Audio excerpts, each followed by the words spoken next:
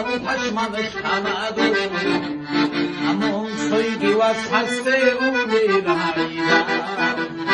انی موله و کاره و